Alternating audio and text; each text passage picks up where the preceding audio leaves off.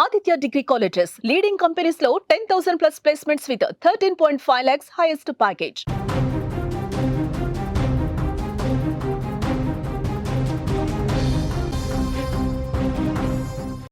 మరో breaking news చూస్తున్నాం. వైష్ణవిని చంపిందెవరు? రోజుకో మలుపు తిరుగుతుంది వైష్ణవి కేసు. కేసులో ప్రియుడికి పోలీసులు క్లీన్ చిట్ ఇవ్వడం జరిగింది. ఎవరు చంపారన్న దానిపై ఇప్పుడు తీవ్ర ఉత్కంఠ అయితే నెలకొంది. అత్యాచారం జరిగిందని కూడా కుటుంబ సభ్యులు పక్క నుంచి ఆరోపిస్తున్నారు. ఒంటిపై డ్రెస్ ఎందుకు లేదని కూడా పేరెంట్స్ ప్రశ్నిస్తున్న పరిస్థితి కనిపిస్తుంది. న్యాయం చేయాలని కూడా వారు డిమాండ్ చేస్తున్నారు. అవసరమైతే సీఎం చంద్రబాబు దగ్గరికి వెళ్తామని కూడా పేరెంట్స్ చెప్తున్న పరిస్థితులు కనిపిస్తున్నాయి. గండికోటలో వైష్ణవి హత్య కేసులో రోజుకో మలుపు తీసుకుంటోంది. ఊహాగానాలకు సరైన ఆధారాలు లభించకపోవడంతో కేసు రోజుకో మలుపు తిరుగుతోంది. ప్రియుడు లోకేష్ కు ఈ కేసులో పోలీసులు క్లీన్ చిట్ ఇచ్చిన రోజుకొక బిగ్ ట్విస్ట్ బయటపడగా తర్వాత అన్నపై అనుమానాలు కూడా వ్యక్తమవుతున్నాయి. కానీ తాను చంపలేదని, చెల్లిని చంపే దుర్మార్గుణ్ణి కాదని కూడా చెప్తున్నాడు సురేంద్ర. దీంతో ఎవరు చంపారు అన్న మిస్టరీ కొనసాగుతున్న సమయంలో వైష్ణవి కుటుంబ సభ్యుల ఆరోపణలు కొత్త అనుమానాలు కలుగజేస్తున్నాయి. గండికోటలో యువతిపై ఎలాంటి అత్యాచారం జరగలేదని పోలీసులు చెప్పగా ఆమె తల్లిదండ్రులు మాత్రం అత్యాచారం జరిగిందని ఆరోపిస్తున్నారు. ఒంటిపై డ్రెస్సు ఎందుకు లేదని ప్రశ్నిస్తున్నారు. తమకు న్యాయం చేయాలని, అవసరమైతే సీఎం చంద్రబాబు వద్దకు వెళ్తామని కూడా పేరెంట్స్ చెప్తున్న పరిస్థితులు కనిపిస్తున్నాయి. ఒక్కసారి వారు ఏమంటున్నారో వారి మాటల్లోనే మనం వినే ప్రయత్నం చేద్దాం. ఒకసారి పాప రావలేదమ్మా పొద్దున్న నుంచి కాలేజ్ కంటే, ఫ్రెండ్స్ విచారించుకుంటే మాతో గండికోటకు పోతానని చెప్పిందన్నారు. ఆత్రంగా మా పాప కనిపించలేదని టెన్షన్లో మేము చేసిన మిస్టేక్ ఏంటంటే బాబును ఒక్కడిని పంపించడం. మా పాప కనిపించలేదన్న ఆత్రంతో ఆ అబ్బాయి ఏం జరిగిందో అని వెళ్ళింటే నా కొడుకే నా కూతుర్ని చంపినా అని ఎంత నిర్దాక్షిణ్యంగా చెప్తారు సార్. అన్న చెల్లెని చంపుతాడా? ఎంత పరువు ప్రతిష్ట కోసము అయితే 4 ఏళ్ళు వేసుకుంటాం, తల్లిదండ్రులుగా కాదనట్లేదు. చంపేంత క్రూరత్వంగా దిగజారలేదు సార్. ఇంకా అది సొంత అన్న. పాప బట్టలు తీస్తాడా? అన్నగారు బట్టలు తీస్తారా? గొంతు బీసికి చంపేసినారా? అదే మీకు వచ్చిందా రిపోర్ట్స్లో? ఒప్పుకుంటా. పాప ఒంటి మీద కాళ్ళు, గాయాలు, ఇవన్నీ పోస్ట్ మార్టం వచ్చిన తర్వాత కదా మీరు మాట్లాడాలా. రేపు జరగలేదు, మేము కూడా ఒప్పుకుంటాము. మరి గాయాలు ఎట్టొచ్చే పిల్ల మీద? ఆ గాయాలు కల కారణాలు చెప్పండి. మరి డ్రెస్ లేకుండా లగ్నంగా ఎట్లా పడింది? ఏదన్నా చిన్న మిస్టేక్ మీ చెల్లెలు చేస్తే ఇంత దారుణంగా బట్టలు తీసి మరీ చంపుతారా? చెప్పండి. మేము అలాగే చేసుకుంటాము, మా ఇళ్ళలో ఇట్లా పద్ధతి ఉంది కాబట్టి మీరు కూడా అట్నే చేసినామని మాట్లాడతారా? మాట్లాడండి. కానీ దేవుడు అనేవాడు ఒకడు ఉంటాడు. నిజాలు తెలుస్తాయి. నా కూతురు ఎంత దుర్మార్గం, ఎంత దయనీయ పరిస్థితుల్లో చూసుకున్నామో మాకు తెలుసు. అలాంటి పరిస్థితే మేమే మాటలు పడుతున్నాం. మేమే మా పిల్లని చంపుకున్నామంటారు. మా పిల్లను మేము ఎక్కడో గండికోటకు తీసుకుపోయి 10 మంది నగ్నంగా అంత చెప్పుకోవాల్సిన అవసరం లేదు. ఇంట్లోనే చేసుకునే వాళ్ళం. ఇంకేంటో న్యాయం చెప్పండి మీరు. మేము మాట్లాడింది వెయ్యండి. వేరేది ఎందుకు వేస్తున్నారు? మా బాధ చెప్పుకునేది మాకు న్యాయం జరగడం కోసమే కదా మేము మీకు చెప్పుకునేది. మరి న్యాయం జరగకపోగా మేమే దోషులమా? అన్ననా? చెల్లెళ్ళు ఎంక్వైరీ కోసం వెళ్ళి చూసుకునేందుకు అన్న చెల్లెల్ని చంపుతాడా? ఇక ఇదే అంశానికి సంబంధించిన మరింత సమాచారం మా ప్రతినిధి సుదర్శన్ అందించే ప్రయత్నం చేస్తారు. ఎస్ సుదర్శన్, ఇప్పుడు వైష్ణవి తల్లి ఏ విధంగా మాట్లాడిందో కూడా విన్నాం. అన్ననే చంపేస్తాడా? ఎలా చంపేస్తాడు? గొంతు పిసికి చంపాడంటే ఓకే, బట్ అమ్మాయిని చంపే టైంలో అమ్మాయి మీద బట్టలు లేవు, మేము చాలా దయనీయ పరిస్థితిలో మేము చూసాము నా కూతుర్ని అని కూడా తల్లి ఆవేదన వ్యక్తం చేస్తున్న పరిస్థితి కనిపిస్తుంది. ఏంటి వైష్ణవి కేసు రోజుకొక ట్విస్ట్ బయటకు వస్తున్న పరిస్థితులు కనిపిస్తున్నాయి. ఇప్పటి వరకు కూడా ఒక కొలిక్కి రాని పరిస్థితి. వైష్ణవి తల్లి మాట్లాడిన మాటల్లో కొంత న్యాయం ఉంది. ఎందుకంటే ఆమె ఏమంటుంది అంటే, మా బిడ్డను కోల్పోయాము, మాకు న్యాయం చేయండి అని అడుగుతుంటే న్యాయం చేయకపోగా పైగా మా మీదే అనుమానం వ్యక్తం చేయడాన్ని మేము జీర్ణించుకోలేకపోతున్నాము అని ఆమె ఆవేదన వ్యక్తం చేస్తుంది. అంతేకాకుండా విచారణ పూర్తి కాకముందే, విచారణ కొలిక్కి రాకముందే ప్రియుడికి వైష్ణవి మరణంతో, వైష్ణవి హత్యతో ఎలాంటి సంబంధం లేదు అంటూ పోలీసులు డిఐజీనే క్లీన్ చిట్ ఇవ్వడాన్ని ఇప్పుడు అమ్మాయి తల్లిదండ్రులు జీర్ణించుకోలేకపోతూ ఉన్నారు. కేవలం ఒక సీసీ ఫుటేజ్ ఆధారంగానే విచారణ చేస్తే మరి ఆ సీసీ ఫుటేజ్ లో మా వాళ్ళు చంపినట్టు ఏం లేదు కదా, కాబట్టి మా మీద ఎందుకు నిందలేస్తున్నారు? సీసీ ఫుటేజ్ ఆధారంగా ప్రియుడి పాత్ర లేదు అని చెప్పినటువంటి పోలీసులు మరి మా తల్లిదండ్రుల పాత్ర, మా బంధువుల పాత్ర ఉంది అంటూ అందరూ కూడా తమను అనుమానించడాన్ని వాళ్ళు ఒప్పుకోవట్లేదు. ఎందుకంటే దానికి సంబంధించిన ఆధారాలు కూడా ఏమీ లేవు కదా. దానికి తోడు మేము మా బిడ్డను ఒకవేళ సరే పరువు తీసే పని చేసింది, ప్రేమించి వెళ్ళిపోయింది అంటే కొట్టొచ్చు, ఆవేశంలో ఎక్కడన్నా తగలగరాని చోట తగిలి చనిపోయి ఉండొచ్చు. కానీ వ్యవస్థను చేసి ఇది చేసి ఒక అన్న చెల్లెలి విషయంలో అట్లా ప్రవర్తిస్తారా? ఇది మేము ఎప్పుడు కూడా ఊహించలేదు. ఇది ఎవరికి ఎదురుకాని సంఘటన మాకు ఎదురైంది. ఇప్పుడు బాధితులుగా ఉన్నటువంటి మమ్మల్ని నిందితులుగా చూపించే ప్రయత్నం చేస్తూ ఉన్నారు. కాబట్టి దీనిపైన మేము ఖచ్చితంగా పోరాడతాము, మా వాయిస్ వినిపిస్తామని వాళ్ళు చెప్తున్నారు. బట్ పోలీసులు కానీ బయట వాతావరణం కానీ సిచ్యుయేషన్ మొత్తం కూడా అన్ని వీళ్ళు వైష్ణవి బంధువుల వైపే చూపిస్తున్నాయి. ఎందుకంటే వేరే థర్డ్ పర్సన్ ఎవరు వచ్చి అంత క్రూరంగా ఆ అమ్మాయిని కొట్టాల్సిన అవసరం లేదు. వైష్ణవి చనిపోయే విషయంలో ఖచ్చితంగా ఆ అమ్మాయిని చాలా చిత్రహింసలకు గురి చేశారు, కొట్టారు, భయంకరంగా అమ్మాయి పైన దాడి చేశారు. ఒక కాలేయము చిట్లిపోయింది అని డిఐజీ పోస్ట్ మార్టం రిపోర్ట్ లో వచ్చిందని చెప్తున్నాడంటే పుత్తి కడుపులో బలంగా కాలితో తంతేనో బలంగా కొడితేనో తప్ప ఆ పార్ట్ వరకు ఆ నొప్పి తగిలి అది చిట్లదు. అది ఆ ఆర్గాన్ డిస్టర్బ్ కావడం వల్ల, ఆ ఆర్గాన్ దెబ్బతినడం వల్లే ఆ పాప చనిపోయింది అని చెప్తూ ఉన్నారు. అంటే అంతేకాకుండా కాళ్ళన్నీ కూడా కమిలిపోయి ఉన్నాయి, అమ్మాయికి ముక్కులో బ్లడ్ వచ్చింది, తీవ్రంగా కొట్టారు, కొట్టి చంపేశారు, కొట్టడం వల్లే చనిపోయింది అన్నది పోస్ట్ మార్టం ఆధారంగా కానీ ఇప్పుడు ఆ అమ్మాయి సిచ్యుయేషన్ల ఆధారంగా కానీ తెలుస్తుంది. ఇదంతా కూడా పోలీసుల వర్షన్ లాగా మనం భావించాల్సి ఉంటది. అయితే ఇప్పుడు ఇంకొక ట్విస్ట్ ఏంటంటే ఇప్పుడు ఆ అమ్మాయి మృతదేహాన్ని గుర్తించడంలో ముందుగా గుర్తించింది ఆ అమ్మాయి కుటుంబ సభ్యులే. తమతో పాటు నిజానికి వెతకడానికి వాళ్ళు వచ్చారు, కానీ ఎటువైపు పై పక్క నుంచి మేము చూసాము, కింది వైపు నుంచి చూసాము, కానీ మాకెవరికి కనిపించిన ఆ బాడీ ఇక్కడ ఉంది అంటూ వాళ్ళ బంధువు కొండయ్య అనే వ్యక్తి మాకు చెప్పాడు. కాబట్టి ఎగ్జాక్ట్లీ మాకెవరికి కనిపించింది ఆ అమ్మాయి బాడీ ఇక్కడే ఉందని వాళ్ళకి ఎట్లా తెలుసు అనే కోణంలో కూడా పోలీసులు ఎక్కువగా అనుమానిస్తూ ఉన్నారు. ఆ కోణంలోనే వాళ్ళు సీన్ రీకన్స్ట్రక్ట్ చేసుకుంటూ ఉన్నారు. కొద్దిసేపటి క్రితమే ఒక ఫోరెన్సిక్ ప్రొఫెసర్ వచ్చారు, ఆయనకు కూడా ఆ స్థానిక డిఎస్పీ మొత్తం సీన్ ఎక్స్ప్లెయిన్ చేస్తున్నారు. ఆ రంగనాథ స్వామి ఆలయం లోపల బ్యాగ్ దొరికింది ఒక చోట, మరో చోట క్యారీ బాక్స్ దొరికింది, చున్నీ దొరికింది. అంటే ఆ అమ్మాయిని అక్కడే చూశారు, ఎవరైతే అమ్మాయి పైన దాడి చేశారో వాళ్ళు రంగనాయక స్వామి ఆలయంలోని చూశారు. చూసిన వెంటనే అమ్మాయి పైన విచక్షణారహితంగా దాడి చేశారు. ఆ దాడిలో అమ్మాయి చనిపోయింది. చనిపోయిన వెంటనే మరో ఒకరిద్దరి సాయంతో కనీసం 3 వ్యక్తులు ఇందులో పార్టిసిపేట్ చేసింటారు అని పోలీసులు అనుమానిస్తూ ఉన్నారు. ఆ 3 వ్యక్తులు ఆ రంగనాయక స్వామి ఆలయం మెయిన్ ఎంట్రన్స్ నుంచి బయటికి రాకుండా సైడ్ నుంచి ఒక వే ఉంది, ఒక చిన్న రంధ్రం లాగా ఉంది. ఆ రంధ్రం నుంచే ఆ అమ్మాయి బాడీని ఇద్దరు సాయంతో, అంటే ఆ వైపు ఈ వైపు భుజాల పైన చేతులు వేసుకుని మధ్యలో ఆ అమ్మాయిని తీసుకెళ్లారు. వెనక వైపుకు తీసుకెళ్లి ఎవరు పై పక్క నుంచే దిగి ఆ అమ్మాయిని చెట్లు పొదల్లో ఆ అమ్మాయి మృతదేహాన్ని పడుకోబెట్టి వచ్చేశారు.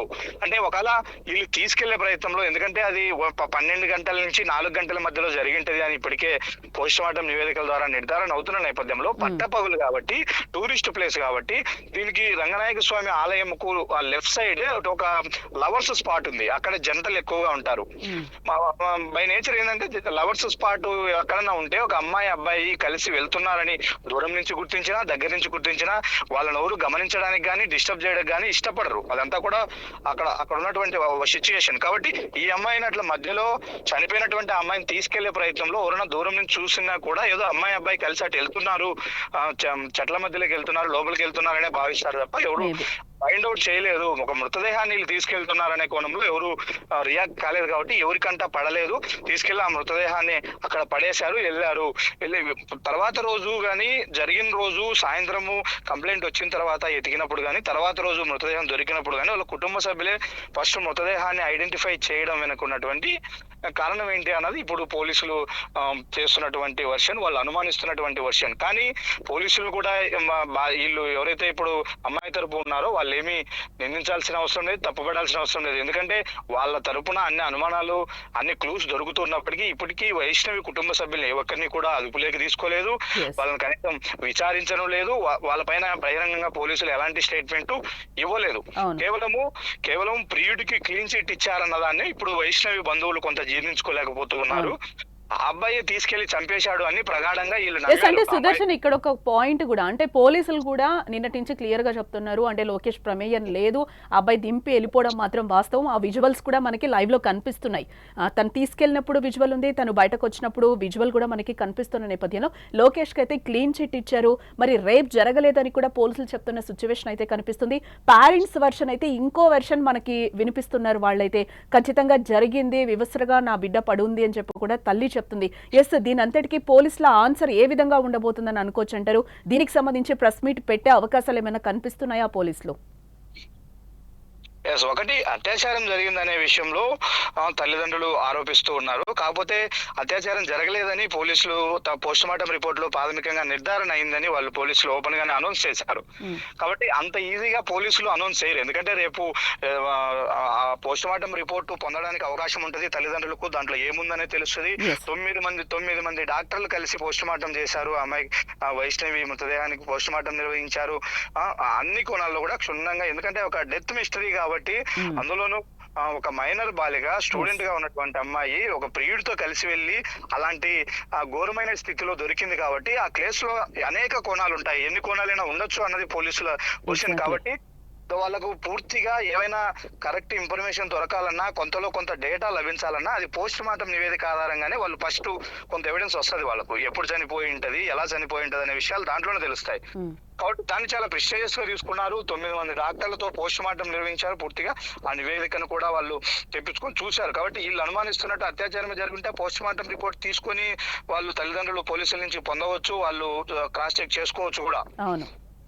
కాబట్టి ఎందుకంటే ఏదైనా ఒక కేసులో ఒక బాధితురాలకి ఇట్లా జరిగింది అట్లా జరిగిందని ముఖ్యంగా మీడియా వాళ్ళు కూడా అత్యుత్సాహంతో చెప్పేటప్పుడు పోలీసు పేరెంట్స్ అభ్యంతరం చెప్తారు. నిజానికి ఎందుకు మా అమ్మాయి విషయంలో అట్లా చెప్తూ ఉన్నారు, మా అమ్మాయి అలాంటి కాదు, ఇటెళ్ళింది అంటున్నారు, అత్యాచారం జరిగింది అంటున్నారు, ఇవన్నీ లేనిపోయినట్టు ఎందుకు సృష్టిస్తారు అనే వర్షన్ ఎక్కువగా వినిపిస్తూ ఉంటది, మనం కూడా చూస్తూ ఉంటాం. కానీ ఇక్కడ మా అమ్మాయిని రేప్ చేశారు, గ్యాంగ్ రేప్ చేశారు, వాళ్ళిద్దరు బైక్లో వెళ్ళిన తర్వాత వాళ్ళ వెనకాల 2 వెళ్ళారు. ఇవన్నీ కూడా పోలీసులే నిర్ధారించక ముందే తల్లిదండ్రులు ఏకంగా సుమన్ టీవీకి ఇచ్చినటువంటి ఇంటర్వ్యూలోనే అమ్మాయి తల్లి ఆరోపిస్తుంది. వాళ్ళిద్దరు బైక్ పైన వెళ్ళారు, మరో 2 వెనక వైపు వచ్చారు, వీళ్ళను ఆ అమ్మాయి గమనించలేదు, వాడొక్కడే వస్తున్నాడు కదా, తను నన్ను ఏమీ చేయలేడని భావించింది, కానీ వాడు ఒక గ్యాంగ్ ని తీసుకెళ్లాడు, తర్వాత అందరూ కలిసి ఆ అమ్మాయిని వేధించి అత్యాచారం చేసి చంపేశారు అంటూ ఆమె ఫస్ట్ నుంచి కూడా అదే వర్షన్, అదే ఆరోపణలు చేస్తుంది. కాకపోతే దానికి సంబంధించి ఎలాంటి ఎవిడెన్సెస్ కూడా పోలీసులకు దొరకలేదు. ఎందుకంటే ఫస్ట్ ఎవరైతే బాధితులుగా ఉంటారో బాధితుల వర్షన్ నుంచే పోలీసుల ఎంక్వైరీ స్టార్ట్ అవుద్ది. వాళ్ళ నుంచే వాళ్ళు ఇచ్చిన కంప్లైంట్ ఆధారంగానే, వాళ్ళు ఇచ్చే అనుమానితుల ఆధారంగానే ఇదవుతుంది. ఇప్పుడు అమ్మాయి వెళ్ళిపోయింది గండికోట కంటానే వాళ్ళు ఏ విధంగా లోకేష్ తీసుకెళ్ళింటాడని వాళ్ళు కూడా ఎలా ఎక్స్పెక్ట్ చేశారంటే వాళ్ళిద్దరికి ప్రేమ ఉంది కాబట్టి బై నేచర్ వాళ్ళు ఎక్స్పెక్ట్ చేశారు. అమ్మాయి అన్న కాబట్టి గండికోటకు వచ్చారు. వాళ్ళ అజంప్షన్ కొంత కరెక్ట్ అయింది, నిజంగానే వాళ్ళిద్దరు కలిసి గండికోటకు వచ్చారు. తర్వాత ఏం జరిగింది అన్నది ఎవిడెన్సెస్ చూపిస్తున్నారు పోలీసులు. పక్కాగా ఆ రిసార్ట్ లో 2 hours ఉన్నారు, వాళ్ళు రూమ్ తీసుకున్నారు అంటున్నారు. మళ్ళీ వచ్చే అబ్బాయి గండికోట ఎంట్రన్స్ దగ్గర కోటగుమ్మం దగ్గర వదిలేసి వెళ్ళాడు. ఆ వదిలేసి వెళ్ళిన విజువల్ కూడా ఉంది స్పష్టంగా. అక్కడే ఆ అబ్బాయి లోకేష్ ఎవరైతే ఉన్నారో ఆ అమ్మాయిని దింపే ప్రయత్నంలో అక్కడ ఎదురుగా ఒక బైక్ వచ్చింది. స్థానికుడు అతను కూడా అడిగారు, అన్న ఇక్కడికి బస్సు ఎన్ని గంటలకు వస్తుంది అని. ఎందుకంటే ఆ అమ్మాయి నువ్వు వెళ్ళిపో, నేను బస్సుకు వచ్చేస్తాను అని చెప్పింది అతనితో. కాబట్టి బస్సు 6 గంటలకు ఉంది అని అతను కూడా రిప్లై ఇచ్చాడని ఇక్కడ ఉన్నటువంటి ప్రత్యక్ష సాక్షులు చెప్తూ ఉన్నారు. కాబట్టి అదంతా ఆ అబ్బాయి నడవడికలన్నీ కూడా గండికోటలో క్లియర్ కట్ గా ఉన్నాయి లోకేష్ కి. సరే, ఇప్పుడు వీళ్ళు ఏమంటున్నారంటే వైష్ణవి వాళ్ళ అన్న కూడా ఏమంటున్నారంటే నేను ఎంటర్ అయ్యి నేను బయటకు వచ్చానని 30 నిమిషాల్లో బయటకు వచ్చానని పోలీసులు చెప్తున్నారు కదా, మరి 30 నిమిషాల్లోనే నా పాత్ర ఏముంటుందాడా? అసలు నేను ఎంటర్ అయ్యి ఎగ్జిట్ అయినటువంటి సీసీ ఫుటేజ్ ను కూడా రిలీజ్ చేయాలి పోలీసులు. ఆ అబ్బాయి ఇచ్చినప్పుడు నాది ఎందుకు ఇవ్వట్లేదంటూ కూడా వాదిస్తున్నారు. నిజానికి సురేంద్ర ఎంటర్ అయినటువంటి సీసీ ఫుటేజ్ బయటికి రాలేదు. అదైతే సంఘటన జరిగింది మరుసటి రోజు ఉదయాన్నే వచ్చింది. తర్వాత పోలీసులు ఆ సీసీ ఫుటేజ్ మొత్తాన్ని కూడా స్వాధీనం చేసుకున్నారు. కాబట్టి అప్పటి నుంచి ఒక క్లిప్పింగ్ కూడా బయటికి మీడియాకి కానీ ఎవరికి కూడా ఇవ్వలేదు. పోలీసుల ఆధీనంలోనే సీసీ ఫుటేజ్ అంతా ఉంది. దానికి క్షుణ్ణంగా వాళ్ళు అనాలిసిస్ చేస్తున్నారు. ఎన్ని వెహికల్స్ వచ్చాయి, ఎంతమంది వ్యక్తులు వచ్చారు, ఎస్ వాళ్ళ దగ్గర ఏ మొబైల్స్ ఉంటాయి, ఆ mobile numbers, cell phone signals trace out చేస్తూ ఉన్నారు. ఎస్ అంటే సుదర్శన్, ఈ రోజు ఏమైనా ఎవిడెన్స్ దొరికితే ఏమైనా పోలీసులు దీనికి సంబంధించి ఏమైనా క్లారిఫికేషన్స్ ఇచ్చే అవకాశాలు కనిపిస్తున్నాయి అంటారా? ఆఫ్ ది రికార్డ్ పోలీసుల నుంచి మనకు వినిపిస్తున్నది ఏంటంటే ఈ రోజు కూడా ప్రెస్ మీట్ ఉండదు. ఓకే, మేము నిన్న చాలా హోప్ పెట్టుకున్నాము. ఖచ్చితంగా మంచి క్లూ దొరికింది మాకు. ఆ క్లూ ద్వారా వెళితే ఒక 2-3 గంటల్లోనే మేము ట్రేస్ అవుట్ చేయగలుగుతాము నిందితుందని మేము భావించాము. బట్ ఆ క్లూలో మాకు చిన్న అనుమానం రేకెత్తింది. మళ్ళీ ఆ క్లూలో చిన్న లోపం కనిపిస్తుంది. కాబట్టి మేము మళ్ళీ దాన్ని క్రాస్ చెక్ చేసుకుంటున్నాం, మళ్ళీ రీకన్స్ట్రక్ట్ చేసుకుంటున్నాము. కాబట్టి ఎగ్జాక్ట్లీ ఎవడు నిందితుడు అనేది ఎగ్జాక్ట్ ఎవిడెన్స్ వచ్చిన తర్వాత మేము మీడియా ముందు పెట్టగలము. కాబట్టి టేక్ సమ్ టైమ్, ఈ రోజు కూడా ఉండకపోవచ్చు అని వాళ్ళు ఆఫ్ ది రికార్డ్ గా పోలీసులు చెప్తూ ఉన్నారు. నిన్న డిఐజీ చెప్పాడు, చాలా కాన్ఫిడెంట్ గా చెప్పాడు, మాకు క్లూ దొరికింది, మేము పట్టుకుంటాము అని. ఆ క్లూనే ఇప్పుడు వాళ్ళకి కొంత అనుమానంగా ఉంది. మళ్ళీ అక్కడ కొంత మలుపు తిరుగుతుంది కథ. ఏంది అనేది చూడాలి. అయితే చంపిన వ్యక్తులు మాత్రం చాలా చాలా టెక్నికల్ గా, చాలా చాకచక్యంగా ఇక్కడ నుంచి తప్పించుకున్నట్టుగానే మనకు అర్థమవుతుంది. ఎందుకంటే ఎంట్రన్స్ లో ఒక సీసీ ఫుటేజ్ ఉంది, తర్వాత ఉంది. ఆ 2 ఫుటేజ్లు కాదని తప్పించుకున్నారు. ఎక్స్పెక్ట్ చేయాలి, ఎందుకంటే ఇంతసేపు పట్టుకోలేదంటే. రైట్ సుదర్శన్, మరిన్ని అప్డేట్స్ కోసం మళ్ళీ మిమ్మల్ని కాంటాక్ట్ చేస్తాం. ఇక్కడ మనం చూడొచ్చు, తల్లిదండ్రుల ఆరోపణలు ఇప్పుడు మళ్ళీ కొత్త ప్రశ్నలు ఉత్పన్నమవుతున్న పరిస్థితులు కనిపిస్తున్నాయి. మరి ఈ కేసు ఎటువైపు తిరుగుతుందో కూడా మనం చూడాలి. ప్రస్తుతం స్థానిక పరిస్థితి, కేసు అప్డేట్ మనకు వస్తూ ఉన్నాయి. ఈ అప్డేట్స్ కోసం మీరు ఇంకా ఫాలో అవ్వాలి అంటే కూడా మీరు సుమన్ టీవీ చూడండి. దీనికి సంబంధించి వైష్ణవి తండ్రి కూడా కొన్ని మాట్లాడిన సంఘటనలు అయితే కనిపిస్తున్నాయి మీడియాతో. ఆయన ఏం మాట్లాడారని కూడా ఒకసారి చూసే ప్రయత్నం చేద్దాం. మేము మా పాపను పోగొట్టుకొని మేము ఒక సిఐ, ఒక ఎస్ఐని ఎంతమ్మడి పెట్టుకొని తెల్లవార్డులు ఉండి గండికోటలో మొత్తం అన్నీ చూసి వాళ్ళ వెనకమండి సీసీ ఫుటేజ్లు మొత్తం A to Z అన్నీ చూసుకొని వాళ్ళ వెనకమండి ఉంటే ఇప్పుడు నేను మా సురేంద్ర మేము చేసినామని మా మీద నిందలు వేస్తున్నారు. అనవసరమైన ప్రెస్, అనవసరమైన టీవీలలో ఎక్కువ చేస్తున్నారు సార్. ఇది అసలు పద్ధతి కాదు. ఏ రిపోర్ట్లు రాలేదు, ఏమీ లేదు. నన్ను మా తమ్ముడిని మేమే చంపినామని చెప్తున్నారు. అది చాలా తప్పు. నేను యాడికి పోవాలనే పోతా, డిఐజీ కాడికైనా పోతా, ఎస్పీ కాడికైనా పోతా, వాటం పడితే కన్నా చంద్రబాబు నాయుడు సార్ కాడికైనా పోతా న్యాయం